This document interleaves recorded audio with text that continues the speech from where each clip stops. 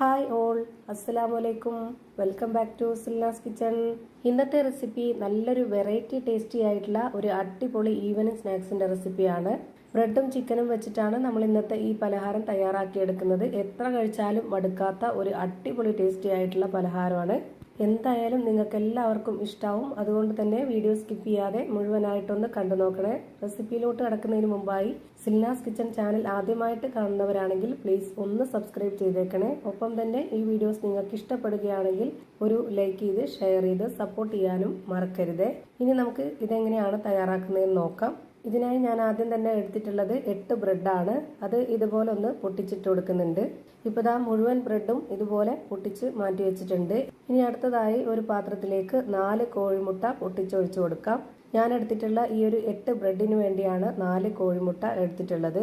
അപ്പോൾ നമ്മൾ എത്ര ബ്രെഡാണോ എടുക്കുന്നത് അതിനനുസരിച്ച് കൂട്ടിയും കുറച്ചും ബാക്കിയുള്ള ഇൻഗ്രീഡിയൻസിന്റെ അളവും കറക്റ്റാക്കി എടുക്കുക. ഇനി ഈ ഒരു മുട്ടയിലേക്ക് ഒരു 1/4 സ്പൂൺ അളവിൽ കുരുമുളക് പൊടിയും ആവശ്യത്തിനുള്ള ഉപ്പും ഒരു നുള്ള് ഗരം മസാലപ്പൊടിയും ഇട്ട് കൊടുത്തിട്ട് ഇതുപോലെ നന്നായിട്ടൊന്ന് വിസ്ക് വെച്ച് അടിച്ചെടുക്കുന്നുണ്ട്. ഇപ്പോൾ ആ മുട്ട നന്നായിട്ട് അടിച്ചെടുത്തിട്ടുണ്ട്. ഇനി അടുത്തതായിട്ട് നമുക്കൊരു കൂട്ട് തയ്യാറാക്കാനുണ്ട്. അതിന് വേണ്ടിയിട്ട് സ്റ്റവിലേക്ക് ഒരു പാൻ വെച്ച് കൊടുത്ത് ഫ്ലെയിം ഓൺ ആക്കി കൊടുത്തിട്ടുണ്ട്. അതിലേക്ക് കുറച്ച് ഓയിൽ ഒഴിച്ചു കൊടുത്തതിന് ശേഷം ഓയിൽ നന്നായിട്ടൊന്ന് ചൂടായിട്ട് വന്നപ്പോൾ ഒരു വലിയ സബോള ചെറുതായിട്ട് കട്ട് ചെയ്തിട്ടുള്ളത് ഇട്ട് കൊടുത്തിട്ടുണ്ട്. ഇനി ഇതിലേക്ക് ഒരു തക്കാളിയും 2 പച്ചമുളകും കട്ട് ചെയ്തത് ഇട്ട് കൊടുത്തിട്ടുണ്ട്. പിന്നെ ഇതിലേക്ക് ഒരു 4 അല്ലി വെളുത്തുള്ളിയും ഒരു ചെറിയ കഷ്ണം ഇഞ്ചിയും ഒന്നിച്ച് ചതച്ചതാണ് ഇതിലേക്ക് ഇട്ട് കൊടുത്തിട്ടുള്ളത്. ഇനി ഇത് നന്നായിട്ട് ഇളക്കി കൊടുത്തതിന് ശേഷം ഇതൊന്ന് അടച്ചു വെച്ചിട്ട് ഒരു 2-3 മിനിറ്റ് നേരത്തേക്ക് ഇതൊന്ന് വേവിച്ചെടുക്കാം. ഇതുപോലെ തയ്യാറാക്കുന്നതിന് നമ്മുടെ ഈ ഒരു മസാല നന്നായിട്ട് വെന്ത് കുഴഞ്ഞു വരണം. അപ്പോൾ അതിന് വേണ്ടിയിട്ടാണ് ആദ്യം ഇങ്ങനെ വേവിച്ചെടുക്കുന്നത്. ഇനി ഇത് വേവുന്ന സമയം കൊണ്ട് അടുത്ത ഒരു കാര്യം കൂടി ചെയ്യാനുണ്ട്. അതിനായിട്ട് ഞാനിവിടെ ഒരു മിക്സഡ് ജാർ എടുത്തിട്ടുണ്ട്. ഇതിലേക്ക് നേരത്തെ പൊട്ടിച്ചു വെച്ചിട്ടുള്ള ബ്രെഡിൽ നിന്നും കുറച്ച് ബ്രെഡ് എടുത്തിട്ട് നല്ലപോലെ ഒന്ന് പൊടിച്ചെടുത്തതിന് ശേഷം നേരത്തെ അടിച്ചു വെച്ചിരുന്ന ആ ഒരു മുട്ടയിലേക്ക് ഇട്ട് കൊടുക്കാം. നമ്മുടെ ഈ ഒരു ബ്രെഡ് 2 പ്രാവശ്യമായിട്ട് പൊടിച്ചെടുക്കാനുള്ളതുണ്ട്. ഈ ഒരു ബ്രെഡും കൂടെ പൊടിച്ചിട്ട് അതിലേക്ക് ഇട്ട് കൊടുക്കാം. ഇനി ഇതിലേക്ക് ഇട്ട് കൊടുക്കേണ്ടത് ഉരുളക്കിഴങ്ങ് ഗ്രേറ്റ് ചെയ്തതാണ്. ഞാനിവിടെ ഒരു ചെറിയ ഉരുളക്കിഴങ്ങ് ഗ്രേറ്റ് ചെയ്തെടുത്തതിന് ശേഷം ഇതിലേക്ക് ഇട്ട് കൊടുത്തിട്ടുണ്ട്. അതുപോലെ തന്നെയാണ് പകുതി ക്യാരറ്റും ഗ്രേറ്ററിന്റെ ചെറിയ ഹോളിലിട്ടിട്ടൊന്ന് ഗ്രേറ്റ് ചെയ്തിട്ടാണ് ഇതിലേക്ക് ഇട്ട് കൊടുത്തിട്ടുള്ളത്. ഇതിലേക്ക് ഇട്ട് കൊടുക്കുന്ന എല്ലാം തന്നെ വളരെ ചെറുതായിട്ട് പൊടിയായിട്ട് കട്ട് ചെയ്തിട്ട് ഇട്ട് കൊടുക്കുക. എന്നാലാണ് നമ്മൾ ഉദ്ദേശിക്കുന്ന ആ ഒരു പരുവത്തിലും ടേസ്റ്റിലും കിട്ടുള്ളൂ. ഇനി ഇതിലേക്കൊരു 1/4 ഭാഗം ക്യാപ്സിക്കം കട്ട് ചെയ്തതും കുറച്ച് മല്ലിയില കട്ട് ചെയ്തതും ഒരു 4 ഉണക്കമുളക് പൊടിച്ചതും കൂടി ഇട്ട് കൊടുത്തിട്ടുണ്ട്. പിന്നെ ഇതിലേക്ക് 2 ടേബിൾ സ്പൂണോളം വരുന്ന ടൊമാറ്റോ സോസും കൂടെ ഒഴിച്ചു കൊടുക്കുന്നുണ്ട്. ടൊമാറ്റോ സോസ് നിങ്ങൾക്ക് ഇഷ്ടമുള്ളതിനനുസരിച്ച് കൂട്ടിയും കുറച്ചും എടുക്കാവുന്നതാണ്. ഇനി അത് ഇവിടെ ഇരിക്കട്ടെ. അടുത്തതായിട്ട് നമ്മൾ വേവിക്കാനായിട്ട് വെച്ചിരുന്ന ആ ഒരു മസാല വെന്തോന്ന് നോക്കാം. ഇപ്പോൾ അത് നല്ലപോലെ വെന്ത് കിട്ടിയിട്ടുണ്ട്. ഇനി ഇതിലേക്ക് ചിക്കൻ ഇട്ട് കൊടുക്കാം.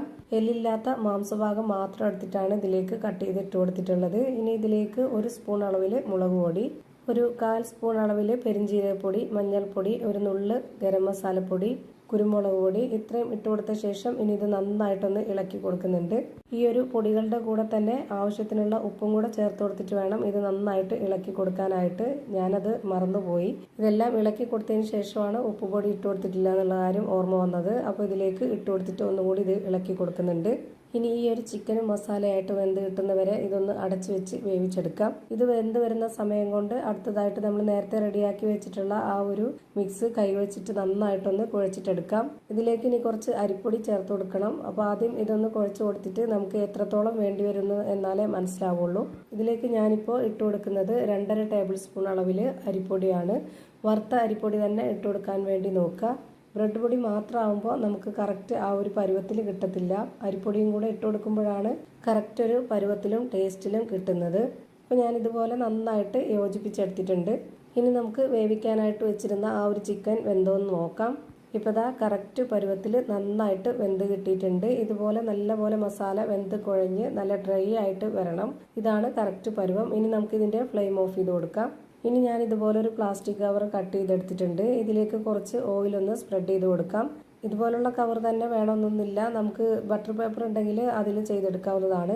ഇല്ലാന്നുണ്ടെങ്കിൽ ഇതുപോലെ ഏതെങ്കിലും കവർ യൂസ് ചെയ്യുക. ഇനി നമുക്കിതിലേക്ക് റെഡിയാക്കി വെച്ചിട്ടുള്ള ആ ഒരു ബ്രെഡിൻ്റെ മിക്സ് വെച്ച് കൊടുത്തതിന് ശേഷം ഇതുപോലൊരു സ്പാച്ച് വെച്ചിട്ട് നന്നായിട്ടൊന്ന് പരത്തി കൊടുക്കാം.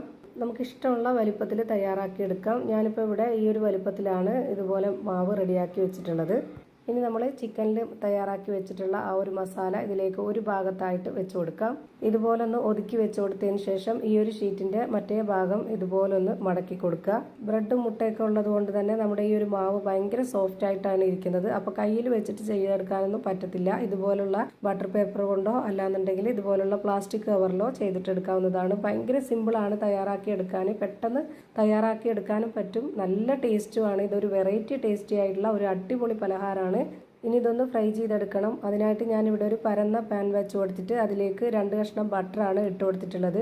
ഇനി ആ ഒരു പേപ്പറോട് കൂടി തന്നെ നമുക്ക് ഇതിലേക്ക് ഇട്ട് കൊടുക്കാവുന്നതാണ്. അപ്പോൾ നമുക്ക് കറക്റ്റ് ഷേപ്പിൽ കിട്ടിക്കോളും. അല്ലാന്നുണ്ടെങ്കിൽ അത് പൊട്ടിപ്പോവാനായിട്ട് സാധ്യതയുണ്ട്. ഇത് ബട്ടറിൽ തന്നെ ചെയ്തെടുക്കണമെന്നൊരു നിർബന്ധമില്ല, ഓയിലാണെങ്കിലും ചെയ്തെടുക്കാവുന്നതാണ്. ഇനി ഇതേപോലെ തന്നെ ഒരെണ്ണം കൂടെ റെഡിയാക്കി ഇതിലേക്ക് ഇട്ട് കൊടുത്തിട്ടുണ്ട്. ആദ്യം ഇട്ട് കൊടുത്തത് ഇനി ഒന്ന് തിരിച്ചിട്ട് കൊടുത്ത് നോക്കാം. ഇപ്പോൾ ഇതിൻ്റെ ഒരു സൈഡ് വെന്ത് കിട്ടിയിട്ടുണ്ട്. ഇനി മറ്റേ ഭാഗം കൂടെ ഒന്ന് വെന്ത് വരട്ടെ. ഇപ്പോൾ ഇതിൻ്റെ 2 ഭാഗവും വെന്ത് വന്നിട്ടുണ്ട്. ഇനി ഇതിൻ്റെ മറ്റേ ഭാഗം എങ്ങനെയാണ് ഇരിക്കുന്നതെന്ന് കാണിച്ചു തരാം. ഇപ്പോൾ ഇതാ 2 സൈഡും ഒരുപോലെ വെന്ത് കിട്ടിയിട്ടുണ്ട്. ഇനി നമുക്കിത് എടുത്തു മാറ്റാം. ഇത് നമ്മൾ തയ്യാറാക്കി എടുക്കുമ്പോൾ ഒട്ടും തന്നെ ഫ്ലെയിം കൂട്ടി വെക്കരുത്. ആദ്യം തൊട്ട് ഇത് വെന്ത് കിട്ടുന്നവരേക്കും നമ്മൾ ലോ ഫ്ലെയിമിൽ തന്നെ വെച്ച് കൊടുത്തിട്ട് വേണം ഇത് വേവിച്ചെടുക്കാനായിട്ട്. ഇനി നമുക്ക് ഇതും കൂടെ ഒന്ന് തിരിച്ചിട്ട് കൊടുക്കാം. ഇപ്പോൾ ഇതിൻ്റെയും 2 സൈഡും നന്നായിട്ട് വെന്ത് കിട്ടിയിട്ടുണ്ട്. ഇനി നമുക്ക് ഇതും കൂടെ എടുത്തു മാറ്റാം. ഇനി നമുക്കിതൊരു ബോർഡിലേക്ക് വെച്ച് കൊടുത്തതിന് ശേഷം നമുക്ക് ഇഷ്ടമുള്ള വലിപ്പത്തിൽ ഇതൊന്ന് കട്ട് ചെയ്തെടുക്കാം. അപ്പോൾ അത് നല്ല ടേസ്റ്റി ആയിട്ടുള്ള ഒരു വെറൈറ്റി ആയിട്ടുള്ള ഒരു അടിപൊളി പലഹാരം റെഡിയായി കിട്ടി. ഇതേപോലുള്ള പീസുകളാക്കി ഞാനെല്ലാം കട്ട് ചെയ്ത് മാറ്റുന്നുണ്ട്. ഇതുപോലെ ഉണ്ടാക്കി കഴിച്ചാൽ നമുക്ക് വീണ്ടും വീണ്ടും ഉണ്ടാക്കി കഴിക്കാൻ തോന്നും. അത്രയും ടേസ്റ്റി ആയിട്ടുള്ള ഒരു പലഹാരമാണ്. ഇതിൻ്റെ അകം എങ്ങനെയാണ് ഇരിക്കുന്നതെന്ന് അറിയാനായിട്ട് ഞാനിപ്പോൾ ഇതൊന്ന് പൊട്ടിച്ച് കാണിച്ചു തരാം. അപ്പോൾ ഇത്രയേ ഉള്ളൂ ഇന്നത്തെ വീഡിയോ ഇഷ്ടമായാൽ ലൈക്ക് ചെയ്യാനും കമൻറ്റ് ചെയ്യാനും ഷെയർ ചെയ്യാനും മറക്കരുത്. പുതിയൊരു വീഡിയോയുമായി വീണ്ടും വരും. Thank you for watching.